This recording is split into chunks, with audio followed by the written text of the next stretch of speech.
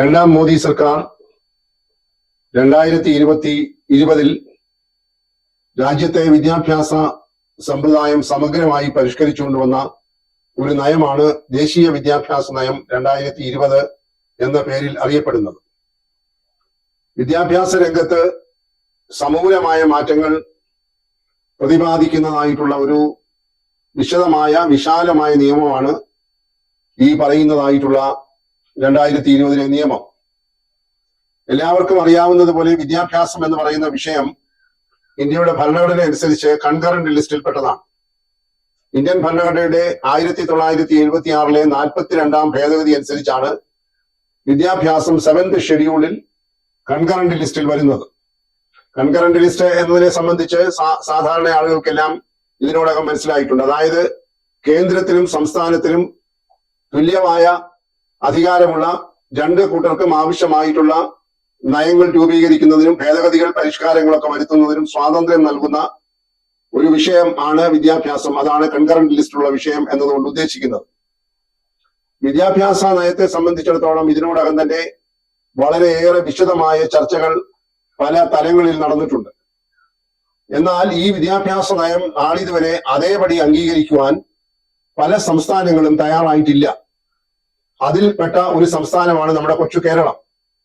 കേരളത്തിൽ ഭരണം നടത്തുന്ന പിണറായി സർക്കാർ 2020 നടപ്പാക്കിയതായ ഈ നിയമം ആദ്യ സമയങ്ങളിലൊന്നും തിരിഞ്ഞു നോക്കാതെ അവഗണിക്കുകയാണ് ഉണ്ടായത്. അതിനുശേഷം കേന്ദ്ര ഗവൺമെന്റ് ഇതിൽ പിടിമുറുക്കിയപ്പോൾ ആവർത്തിച്ച് സർക്കാരുകളോട് ആവശ്യപ്പെട്ടു, നിങ്ങൾ ഒരു ഇന്ത്യയിലെ വിദ്യാഭ്യാസ സമ്പ്രദായത്തിൽ ഒരു ഐകരൂപ്യം ഉണ്ടാകുന്നതിന് വേണ്ടി ഈ നയം എല്ലാ സംസ്ഥാനങ്ങളും സ്വീകരിക്കണമെന്ന് ആവർത്തിച്ച് കേന്ദ്രം ആവശ്യപ്പെടാൻ തുടങ്ങി. അപ്പോഴും നേരത്തെ സൂചിപ്പിച്ചതുപോലെ കൺകറന്റ് ലിസ്റ്റിൽപ്പെട്ട വിഷയമായതുകൊണ്ട് സംസ്ഥാനങ്ങളുടെ മേൽ കർശനമായുള്ള നിയമം അടിച്ചേൽപ്പിക്കാൻ കേന്ദ്ര സർക്കാരിന് കഴിയാതെ പോകുന്നു. അതിന്റെ മറവിലാണ് പല സംസ്ഥാനങ്ങളും ഇത് നടപ്പാക്കാൻ വൈമുഖ്യം കാട്ടുന്നതും കാലവിളംബം വരുത്തുന്നതും.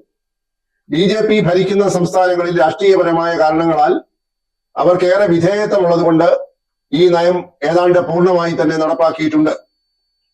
ഇതിന്റെ വിശദാംശങ്ങളിലേക്ക് പോകുമ്പോൾ വളരെയേറെ തലങ്ങളിൽ സ്പർശിക്കുന്നതായതുകൊണ്ട് അത്ര വിശദമായ അംശങ്ങളിലേക്ക് പോകാനായി സാധിക്കുന്നില്ല.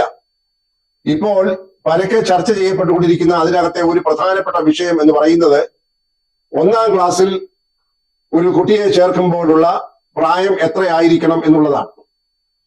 ദശാബ്ദങ്ങളായി ഇന്ത്യയിൽ 10+2 എന്ന് പറയുന്ന ഒരു സമ്പ്രദായമാണ് നിലനിൽക്കുന്നത്.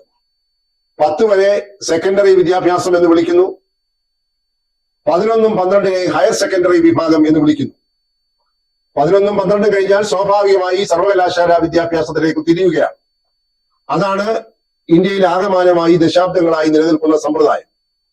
എന്നാൽ അതിനെയൊക്കെ മാറ്റിമറിച്ചുകൊണ്ടാണ് ഇപ്പോൾ വളരെ വ്യത്യസ്തമായിട്ടുള്ള ഒരു ഫോർമുലയുമായി പുതിയ വിദ്യാഭ്യാസ നയത്തിൽ വന്നിരിക്കുന്നത്. 5+4+4+3 എന്ന് പറയുന്ന ഒരു പാറ്റേണിലേക്ക് സ്കൂൾ വിദ്യാഭ്യാസത്തെ മാറ്റിയിരിക്കുന്നു. അതായത് ആദ്യത്തെ 5 വർഷത്തെ അവർ ഫൗണ്ടേഷൻ സ്റ്റേജ് എന്ന് പറയുന്നു. പിന്നീടുള്ള കാലഘട്ടങ്ങളെ മിഡിൽ സ്റ്റേജ് എന്നും സെക്കൻഡറി സ്റ്റേജ് എന്നും സീനിയർ സെക്കൻഡറി സ്റ്റേജ് എന്നും ഒക്കെ നാമകരണം ചെയ്തിരിക്കുന്നു. ആ കൂട്ടത്തിലാണ് പുതിയ വിദ്യാഭ്യാസ നയത്തിൽ പറയുന്നത് 1ാം ക്ലാസ്സിൽ ചേരണം എന്നുണ്ടെങ്കിൽ ആ കുട്ടിക്ക് 6 വയസ്സ് പൂർത്തിയായിരിക്കണം.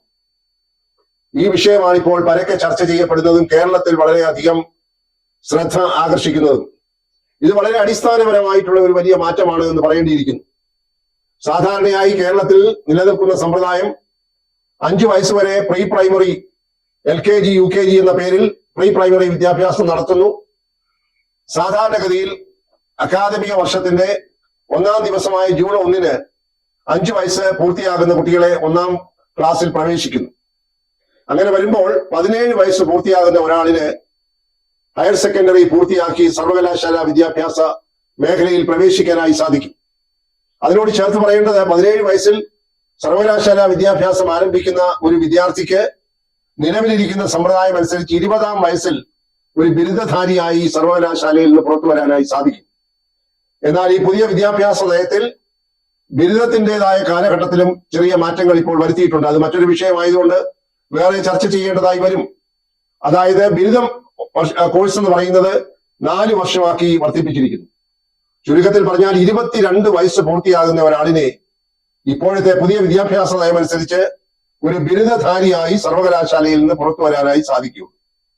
അപ്പോൾ ഇവിടെ ആദ്യമായി സൂചിപ്പിച്ചതുപോലെ 5-ാമത്തെ വയസ്സിൽ 1-ാം ക്ലാസ്സിൽ പ്രവേശിച്ച് കൊണ്ടിരുന്നതായിട്ടുള്ള കുട്ടികളെ ആകമാനമായി ഈ ഒരു നയ വ്യതിയാനത്തിലൂടെ 6-ാം വയസ്സുവരെ പ്രീ പ്രൈമറി തലത്തിൽ നിർത്തണം, ഫൗണ്ടേഷൻ സ്റ്റേജ് എന്ന പേരിട്ട് അതിൽ നിർത്തണം എന്നാണ് കേന്ദ്രം അനുശാസിക്കുന്നത്. ഇന്നും സംസ്ഥാന വിദ്യാഭ്യാസ മന്ത്രി പറയുന്നു കേരളത്തിൽ അത് നടപ്പാക്കാൻ ബുദ്ധിമുട്ടുണ്ട്. കാരണം രക്ഷിതാക്കളെ സംബന്ധിച്ചിടത്തോളം ഇതിനോടധികം യോജിക്കുന്നവരല്ല ബഹുഭൂരിപക്ഷവും. കാരണം ദശാബ്ദങ്ങളായി പരിചയിച്ചു പോരുന്ന 5 വയസ്സുവരെയുള്ള പ്രീ പ്രൈമറി LKG UKG വിദ്യാഭ്യാസം കഴിഞ്ഞാൽ കുട്ടികളെ നേരെ 1-ാം ക്ലാസ്സിലേക്ക് ചേർക്കുകയും 12 വർഷം കൊണ്ട് അവർ സ്കൂൾ വിദ്യാഭ്യാസം പൂർത്തിയാക്കി 17-ാം വയസ്സിൽ സർവകലാശാല വിദ്യാഭ്യാസത്തിന്റെ അല്ലെങ്കിൽ ബിരുദ കോഴ്സുകളുടെ 1-ാം വർഷത്തിലേക്ക് പ്രവേശിക്കുകയാണ്.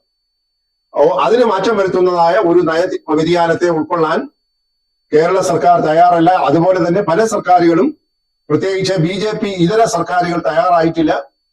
ഇത് വളരെ ദൂരവ്യാപകങ്ങളായ പ്രത്യാഘാതങ്ങൾ ഉളവാക്കുന്നതാണ് എന്നത് വിദ്യാഭ്യാസ വകുപ്പ് തിരിച്ചറിഞ്ഞിരിക്കുന്നു. അക്കാദമിക തലത്തിൽ മാത്രമല്ല, ഭരണതലത്തിൽ പോലും വളരെ ദൂരവ്യാപകങ്ങളായ സമൂലമായ മാറ്റങ്ങൾ ഉണ്ടായെങ്കിലേ മതിയാവുകയുള്ളൂ. അധ്യാപകരെ നിയോഗിക്കുന്നതിനെ സംബന്ധിച്ച് നയപരമായ തീരുമാനം ഉണ്ടാകണം.